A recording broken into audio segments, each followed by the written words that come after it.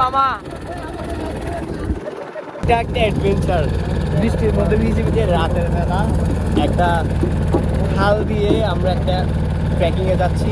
এখান থেকে নামার পরে অলমোস্ট আমাদের আরও 40 থেকে 45 মিনিট থাকতে হবে। এখন বৃষ্টি হচ্ছে আর অনেক রাত, জানি না কি হয়।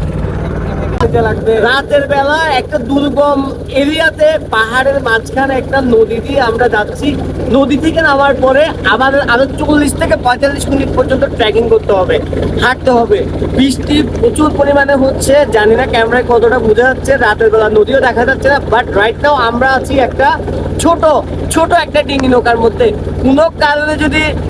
কোনো কারণে যদি বোট চালক রাতের বেলা কিছু না দেখে, তাহলে যে কোনো মুহূর্তে দুর্ঘটনা হওয়ার সম্ভাবনা আছে। দুর্ঘটনা হওয়ার সম্ভাবনা থাকা সত্ত্বেও আমরা এই অ্যাডভেঞ্চারটা নিতে যাচ্ছি। সো এই অ্যাডভেঞ্চার যে কেউ নিতে পারবে না। সো যাদের কলিজা আছে তারাই মাত্র এই অ্যাডভেঞ্চারটা নিতে পারবে। যে ট্রেকিং করতেছি ঝিল দিয়ে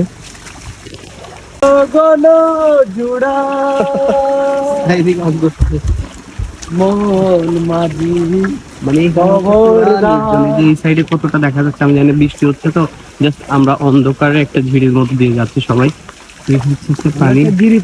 নৌকা দিয়ে নামলাম, নৌকা দিয়ে নামার পরে হচ্ছে এখন আমরা আগাচ্ছি কায়াক প্রাং রিসোর্ট, যেটাতে আমরা আজকে রাতে স্টে করবো।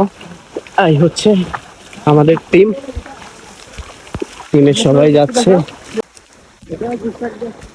উনি হচ্ছে আমাদের গাইড করছে।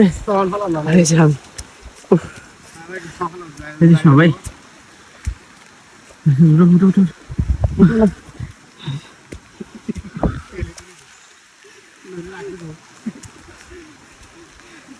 পুরো টিমের অবস্থা খারাপ, আমার অবস্থা আরো খারাপ।